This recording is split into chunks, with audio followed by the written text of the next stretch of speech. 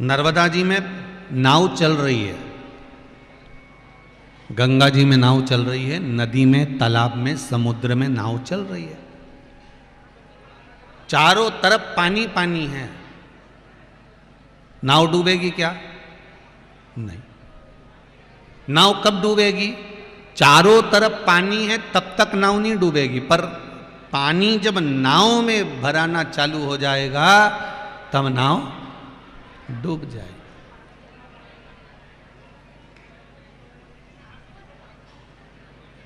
चारों तरफ पानी है पर नाव उस पे चल रही है। नाव डूबती जब है जब पानी नाव के अंदर चला जाए। उसी तरह काम, लोभ, आसक्ति, तृष्णा, वासना सब कुछ चारों तरफ है।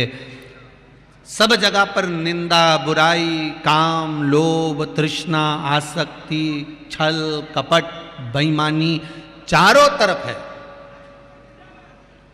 और आप नाव की तरह चल रहे हो, पर कब तक सुरक्षित हो?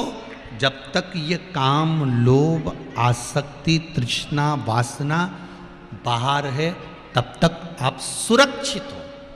जिस दिन काम, लोभ, आसक्ति, तृष्णा, वासना ये सब अंदर भरा गया, अंदर उतर गया, फिर आप सुरक्षित नहीं रह पाओगे। फिर आप सुरक्षित नहीं, फिर आप सुरक्षा के घेरे से दूर हो। आप दूर रहे, काम, लोभ भी दूर रहे, वासना भी दूर रहे, आसक्ति भी दूर रहे, तृष्णा भी दूर रहे, भीतर ना उतरे।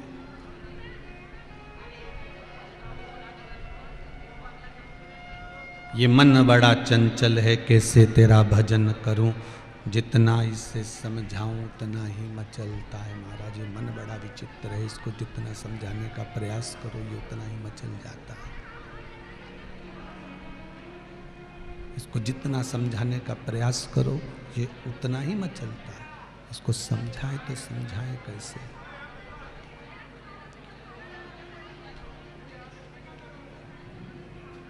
बड़े शिव पुराण कह रही है श्रवण भक्ति बड़ी प्रबल भक्ति होती है। श्रवण भक्ति के बल पर भगवान की पहचान हो जाती है। श्रवण भक्ति के बल पर हम भगवान को पहचान सकते हैं। श्रवण भक्ति के बल पर हम परमात्मा को प्राप्त कर सकते हैं। श्रवण भक्ति के बल पर हम भगवान को अपने करीब मिला सकते हैं।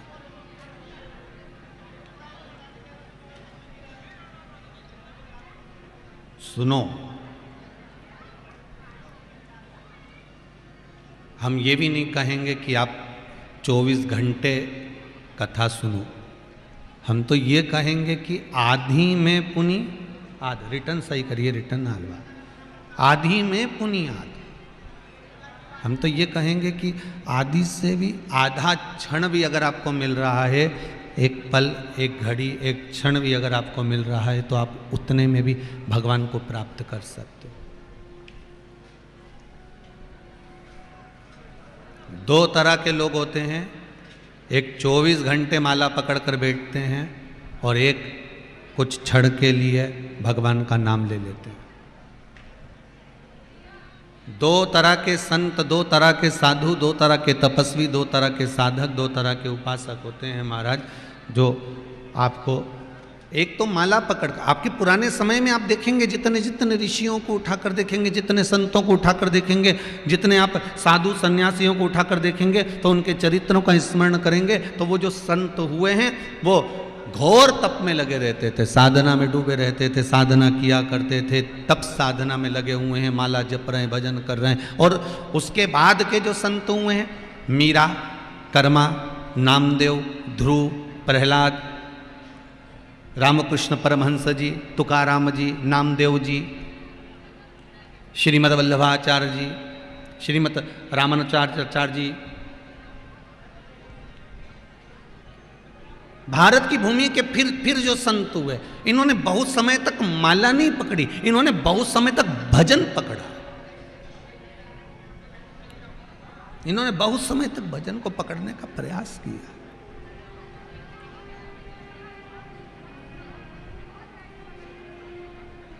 इन्होंने भजन किया भी और भजन कराया भी। ये भजन कर भी रहे हैं और भजन करा भी रहे हैं।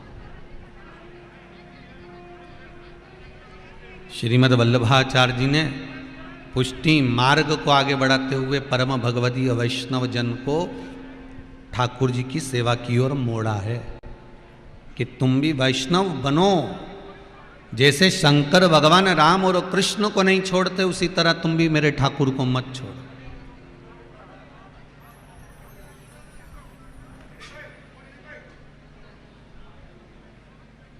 जुड़ो उनसे। दुनिया के लोग भेद कर सकते हैं कि राम अलग है, शंकर अलग है, कृष्ण अलग है, पर शिव महापुराण की कथा कहती है गुलाब जामुन खाओगे तो भी अंदर ही जाएगी, और इमरती खाओगे तो नहीं, वो दूसरे डिपार्टमेंट में जाएगी, जाएगी तो उधर में। और खीर खाओगे तो वो भी उधर में ही जाना। रोटी खाओगे तो भी जाएगी, पूड़ी खाओगे तो भी जाएगी। आटा एक ही है, उसी की पराठा बना है, उसी की रोटी बनी और उसी की पूड़ी बनी है। ठीक है जी? आटा एक ही है बोरी का, एक ही बोरी का, उसना भी एक ही है। बस पानी थोड़ा सा देख के डाला गया कि पूड़ी का था तो थोड़ा कड़ला कर दिया, रोटी का था तो थोड़ा नरम कर दिया, और पराठे का था तो उसमें थोड़ा मोयन मिला के, तेल मिला के मस दिया। अंतर आया। आटा एक ही है, एक ही बोरी का है, बस उसको बनाया अलग अलग गया है। पूड़ी बना दिया, पराठा बना दिया, रोटी बना दिया। उसी तरह यहाँ तो भगवान एक ही है, बस उसी को राम बना दिया, उसी को कृष्ण बना दिया, उसी को शिव बना दिया। और क्यों बनाया? उसको बनाने का कारण क्या था? क्यों राम बने, क्यों कृष्ण बने, क्यों दत्त बने? 33 कोटि देवताओं का निर्माण क्यों करा? उसका कारण केवल एक था। शिव महापुराण कहती है उसका कारण केवल एक था। उसके कारण का केवल एक कारण था कि तुम्हारे जैसा भगवान बनकर तुम्हारे बीच में इसलिए आया था। राम बनकर आए, कृष्ण बनकर आए, तुम्हारे बीच में राम और कृष्ण बनकर इसलिए आए कि तुम्हारे जैसे रहेंगे तो तुमको जरा जल्दी समझ में आएगा कि भगवान को इतना कष्ट झेलना पड़ा है तो हमको भी तो झेलना पड़ेगा। भगवान को इतना कष्ट झेलना पड़ रहा है तो हमको भी तो झेलना पड़ेगा। भगवान को ये करना पड़ रहा है तो हमको भी तो करना पड़ेगा। तो ये क्रम उसके समीप में चालू हो गया है, ये क्रम उसके साथ चालू हो गया है महाराज, कष्ट झेलने का। अब